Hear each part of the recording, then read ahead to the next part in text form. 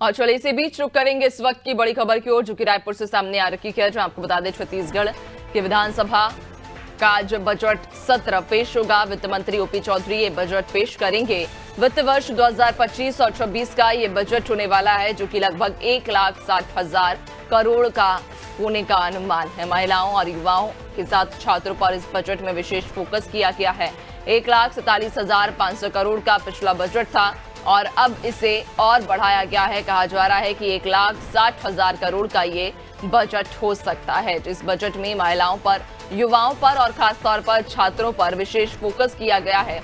वित्त मंत्री ओपी चौधरी आज बजट पेश करेंगे। वित्त वर्ष 2025 और 26 का ये बजट होगा। तो छत्तीसगढ़ विधानसभा में आज बजट सत्र पेश होने वाला है, जहां आपको बता दें बजट सत्र में आज बजट वित्त मंत्री ओपी चौधरी पेश करेंगे। वित्त वर्ष 2025-26 का ये बजट होगा, जिस बजट में महिलाओं, युवाओं और छात्रों पर विशेष फोकस किया गया है। दरअसल पिछले साल 1,47,500 करोड़ का बजट था, लेकिन अब इसे और बढ़ाया गया है। लगभग 1,60,000 करोड़ का इस साल का बजट होने का अनुमान है।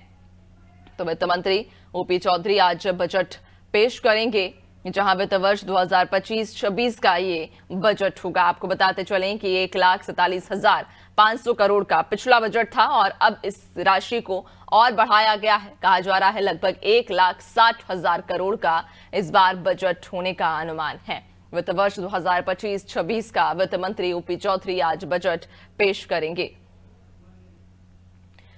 ज्यादा जानकारी लेंगे, सहयोगी पुष्पांजलि हमारे साथ में जुड़ चुके हैं। पुष्पांजलि, आज वित्त मंत्री ओपी चौधरी बजट पेश करेंगे। कहा जा रहा है पिछले साल जो बजट पेश किया गया था उस राशि को और भी बढ़ाया गया है। लगभग 1,60,000 करोड़ का अनुमान है इस साल बजट का रहने का। क्या जानकारी? जी नैन्सी, मैं आपको बता दूं कि जो इस बार बजट है वो काफी विशेष रहने वाला है और आज वित्त मंत्री, प्रदेश के वित्त मंत्री आज दूसरी बार बजट पेश करने वाले हैं और जो प्रदेश में बजट पेश होने वाला है, ये 24वां बजट जो है वो पेश होने वाला है। और इस बार जो बजट है उसे बढ़ा दिया गया है। कहा जा रहा है कि इस बार जो बजट है 1,60,000 करोड़ का जो बजट है वो होने वाला है। हमने देखा था कि पिछले साल जो है यानी कि 2024 में 1,35,000 जो ज्यादा है वो बजट रहा है और ये इसके बाद ये जो बजट है वो बढ़ा दिया गया है प्रदेश का। तो ये काफी अच्छी बात है और काफी महत्वपूर्ण बात है कि इस बार जो बजट है वो काफी खास होगा, क्योंकि बजट को बढ़ा दिया गया है 1,60,000 के करीब। और कहीं कहीं जो ये भी कहा जा रहा है कि 1,60,000 से भी ऊपर ये बजट जा सकता है। तो ये एक बड़ी बात है। और वहीं कल वित्त मंत्री ओपी चौधरी ने प्रेस कॉन्फ्रेंस दी थी। इस दौरान उन्होंने साफ तौर पर कहा था कि इस बार जो बजट है वो काफी खास रहने वाला है और काफी महत्वपूर्ण रहने वाला है, क्योंकि हमने पिछले साल देखा था 2024 में कि जो बजट पेश हुआ था वो ज्ञान के रूप में हुआ था, यानी GYAN, यानी कि ज्ञान के रूप में हुआ था। और कल साफ तौर पर वित्त मंत्री ने कहा कि ज्ञान यानी गरीबी पर हम काम कर रहे हैं और वही Y यानी युद्ध पर जो इस बार काम है वो किया जाएगा। तो हम खास तौर पर ये मान सकते हैं कि ज्ञान का जो Y है उस पर इस बार काम होने वाला है। साफ तौर पर कर ओपी चौधरी ने कहा था कि अब इस बार Y पर काम होगा। ऐसे लगातार जो A और N है उस पे भी अलग अलग तरीके से काम किया जाएगा। अन्नदाता और नारी इसका जो है वो फुल फॉर्म है। तो क्योंकि छत्तीसगढ़ जो है वो किसानों के लिए है, किसान है यहाँ पर और साथ ही महिलाएं भी काफी संख्या में है और युद्ध भी है। तो इस बार ये कह सकते हैं कि युद्ध महिलाएं और अन्नदाताओं के लिए यानी कि किसानों के लिए जो है ये जो बजट है वो काफी खास होने वाला है, क्योंकि ये बजट बढ़ा दिया गया है। और इस बजट में क्या कुछ रहेगा ये तो हमें बजट पेश होने के बाद ही समझ में आएगा। लेकिन जिस हिसाब से जो मंत्री हैं प्रदेश के, मुख्यमंत्री से लेकर जो बाकी मंत्री हैं और यहाँ तक वित्त मंत्री लगातार कहते आ रहे हैं कि ये जो बजट है वो काफी मजबूत होगा और काफी खास होगा, क्योंकि कहा जा रहा है कि जो महतारी वंदन योजना का जो चल रहा है छत्तीसगढ़ में, इस योजना का और विस्तार हो सकता है और इसका समय सीमा जो है वो आगे बढ़ाया जा सकता है। तो ये एक बड़ी बात है अपने आप में कि महतारी वंदन योजना को जो समय सीमा है वो बढ़ाया जा सकता है, क्योंकि जो महिलाएं हैं वो लगातार इसका लाभ ले रही हैं। और अगर ऐसे में अगर इसका और समय सीमा बढ़ा दिया जाता है तो महिलाओं में उत्साह देखने को को मिलेगा। और साथ ही जो युवाओं के लिए है, इस बजट में काफी कुछ रहने वाला है, जैसे उनकी स्टडी को लेकर है, लाइब्रेरी को लेकर है, और भी बहुत सारी चीजें हैं जो युवाओं के लिए, जैसे फ्री वाईफाई की सुविधा दी जानी है,